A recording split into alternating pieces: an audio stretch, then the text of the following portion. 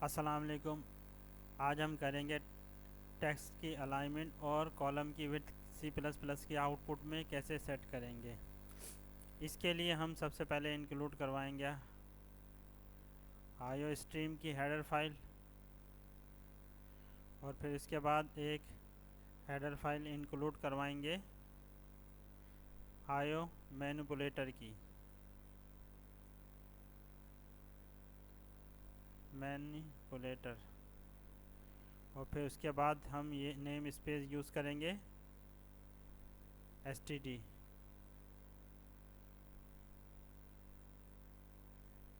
D. और फिर main के फंक्शन हम यहाँ से हमारा मेन का फंक्शन शुरू हो जाता है। इसके बाद हम एग्जाम्पल के तौर पर हम कुछ लाइनें लिखते हैं। जैसे एक हम कॉलम लिखते हैं,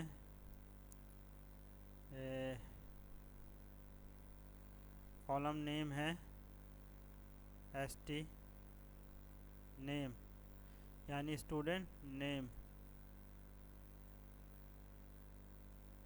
और फिर उसके बाद हम इसमें लिखते हैं मार्क्स, इसके आगे हम देंगे मार्क्स।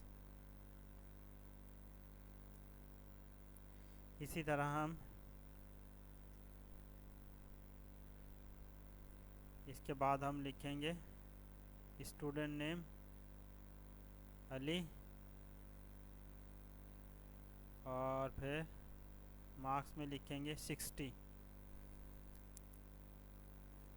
और फिर उसके बाद खान,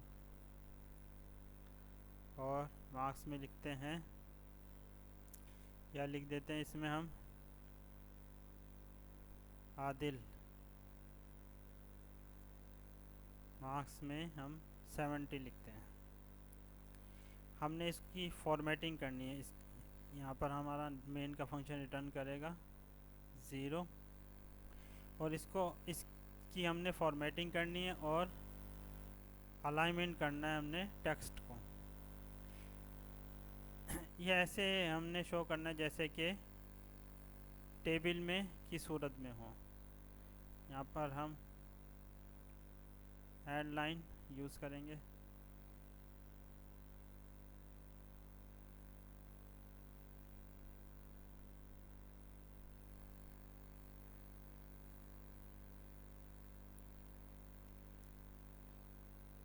इसके लिए हम यूज़ करेंगे सेट w का फंक्शन।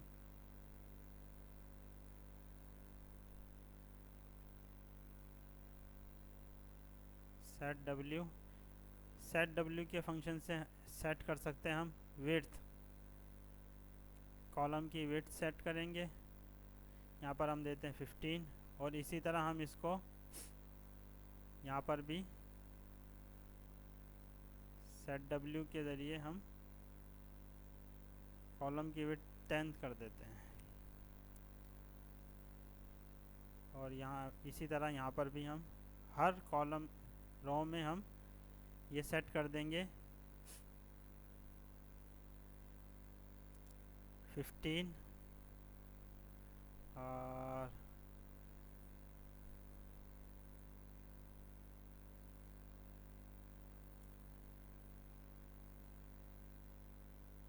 ये 10। इसी तरह यहाँ पर भी हम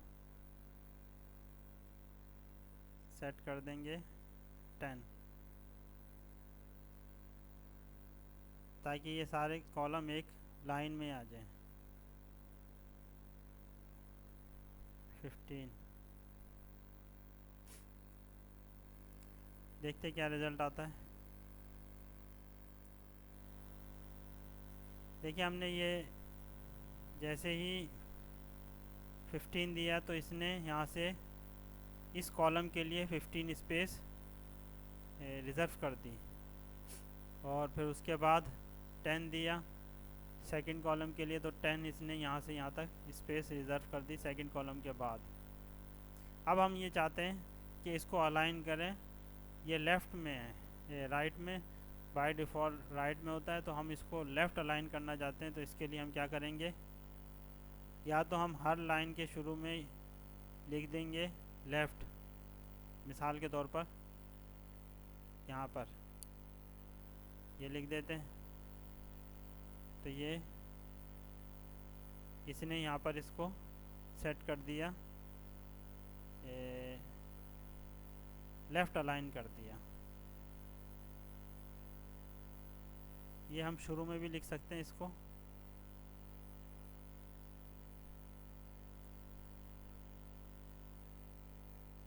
सी आउट लेफ़्ट, तो ये भी वर्क करेगा ऐसे ही।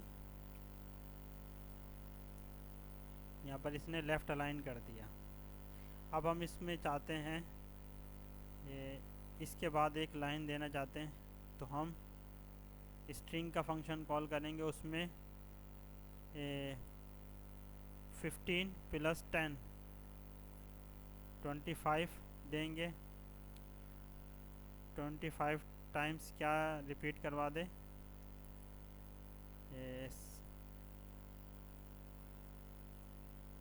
स्टैरिक। देखते हैं क्या रिज़ल्ट आता है। यहाँ पर हमने लाइन टर्मिनेटर यूज़ नहीं किया। अब ये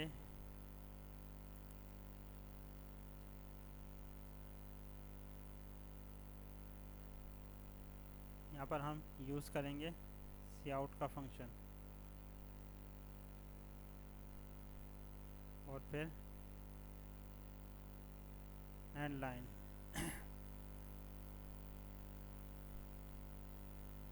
देखिए इसने ये लाइन प्रिंट करवा दी एक कॉलम की। अगर हम इसको राइट देंगे, RIGHT राइट, तो ये पूरे जो भी हम जहाँ जहाँ हमने सेट W यूज़ किया है वहाँ सबको ये राइट अलाइन कर देगा।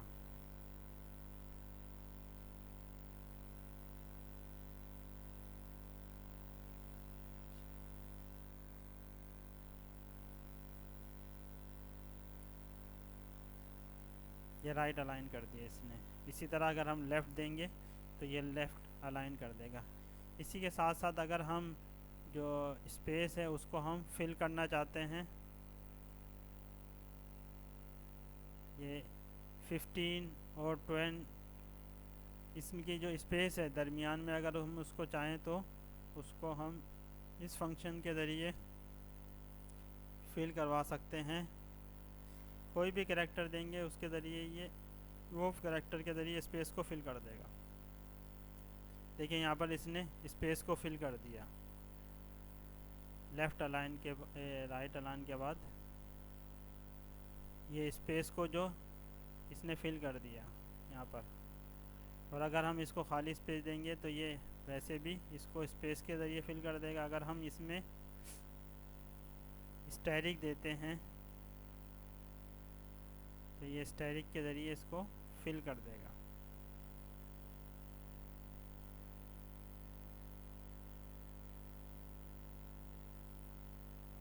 और अगर हम इसको यहाँ पर माइनस देते हैं और यहाँ पर इस देते हैं स्पेस,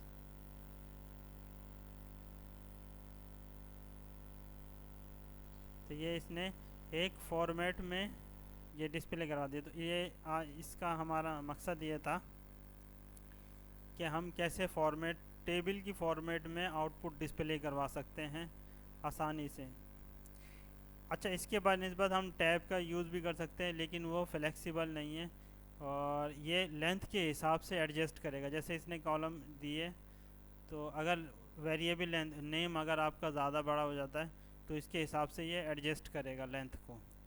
लेकिन जबकि उसके लिए हमें ज़्यादा स्पेस, और अगर हम इससे बड़ा वर्ड देंगे तो वो फॉर्मेट को चेंज कर देगा। तो इसके लिए ये जो